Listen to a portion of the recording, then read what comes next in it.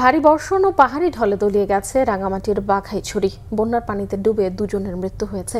এদিকে খাগড়াছড়িতে পরিস্থিতি কিছুটা উন্নতি হলেও এখনও জেলা সদর, দীঘিনালা ও মহালছড়িতে ৬,০০০ পরিবার পানিবন্দী।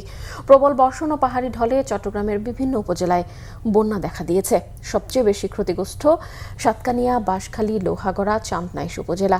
টানা কয়েকদিনের ভারী বর্ষণ ও উজান থেকে নেমে আসা পাহাড়ি ঢলে ভয়াবহ রূপ নিয়েছে হবিগঞ্জের খোয়াই নদী। প্রতিনিধিদের তথ্য ছবিতে দেখুন ডেস্ক রিপোর্ট। একদিকে বাঘাইছড়ি শহরে পাহাড় ধসের আতঙ্ক, পাশাপাশি বাঘাইছড়ি ও বরকল উপজেলার পুরো নিম্নাঞ্চল প্লাবিত। আশ্রয়হীন হয়ে পড়েছে বাঘাইছড়ির প্রায় 10,000-এর বেশি মানুষ।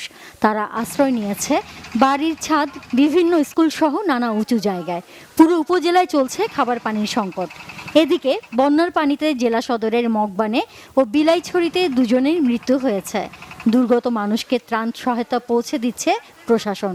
পাহাড় ধসের ঝুঁকি বেড়ে যাওয়ায় রাঙামাটির বিভিন্ন ঝুঁকিপূর্ণ এলাকা থেকে বাসিন্দাদের নিরাপদ আশ্রয় কেন্দ্রে সরিয়ে নেওয়া হচ্ছে।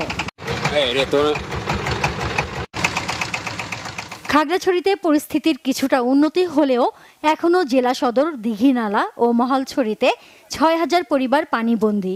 আশ্রয় কেন্দ্রে উঠেছে ২,০০০ মানুষ। সেনাবাহিনীর সহযোগিতায় সাজেকে আটকা পড়া পর্যটকদের পর্যায়ক্রমে নিরাপদ গন্তব্যে পৌঁছে দেওয়া হচ্ছে।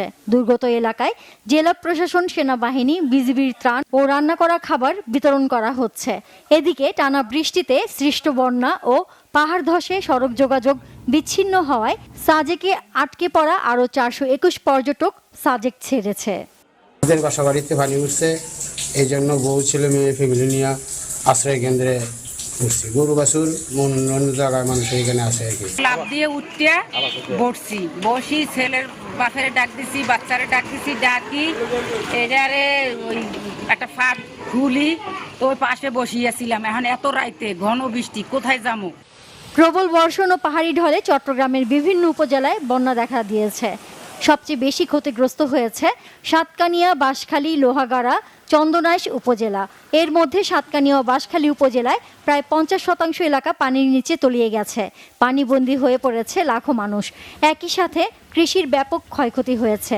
উপজেলা স্বাস্থ্য কমপ্লেক্স, সাতকানিয়া আদালত, অতিরিক্ত পুলিশ সুপারের কার্যালয়, পৌরসভা ও থানায় বন্যার পানি ঢুকেছে। বিপদসীমার উপর দিয়ে প্রবাহিত হচ্ছে সাঙ্গু ও ডলু নদীর পানি। বন্যার কারণে উপজেলার সকল শিক্ষা প্রতিষ্ঠান বন্ধ রয়েছে। ডলু নদী দিয়ে উজান থেকে নেমে আসা পাহাড়ি ঢলের স্রোতের তোড়ে পৌরসভার রামপুর এলাকায় কয়েক শত ফুট বাঁধ ভেঙে গেছে। বন্যা কবলিত এলাকার সব রাস্তাঘাট এখন পানির নিচে। একই অবস্থা বাঁশখালী উপজেলাতেও। পানির কারণে এখানে অনেক কাঁচা ঘরবাড়ি ধসে পড়েছে। পানিবন্দী হয়ে পড়েছে মানুষ।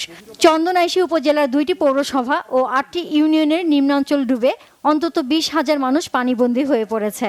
পাহাড়ি ঢলের পানিতে শঙ্খ নদীর পানি বিপদসীমা অতিক্রম করে উপজেলার বিভিন্ন অংশে লোকালয়ে পানি প্রবেশ করেছে। দুর্যোগ মোকাবেলায় জেলা প্রশাসনের অধীন সব কর্মকর্তা কর্মচারীর সাপ্তাহিক ছুটি সহ সব ধরনের ছুটি বাতিল করা হয়েছে। অন্যদিকে খোয়াই নদীর বাঁধ ভেঙে হবিগঞ্জ সদরের অন্তত 10 গ্রাম প্লাবিত। নিরাপদ স্থানে ছুটছে মানুষ।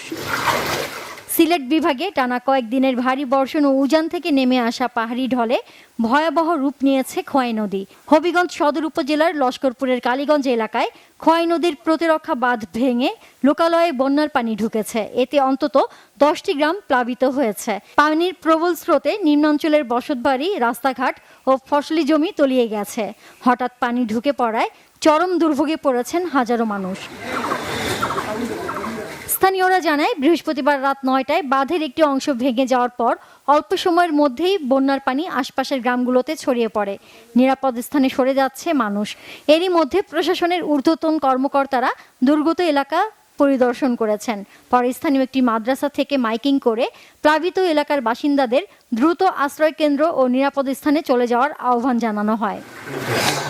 বন্যা পরিস্থিতি সার্বক্ষণিক পর্যবেক্ষণ করা হচ্ছে এবং প্রয়োজনীয় ত্রাণ ও উদ্ধার কার্যক্রমের প্রস্তুতির কথা জানিয়েছে প্রশাসন। যাদের বাড়িঘর ইতিমধ্যে প্লাবিত হয়ে গিয়েছে তাদেরকে উদ্ধার করার জন্য ফায়ার সার্ভিস এবং জেলা প্রশাসনের সহযোগিতা উদ্ধার কার্যক্রম ত্বরান্বিত করা হয়েছে। জনগণ যাতে উৎকণ্ঠিত না হয়, ভীত না হয়, আতঙ্কিত না হয় সেই জন্য আমরা জেলা প্রশাসনের পক্ষ থেকে মাইকিং করেছি। জেলা প্রশাসন তাদের সার্বিক সহযোগিতায় রয়েছে। Nazneen Akter, Bangla Vision news desk.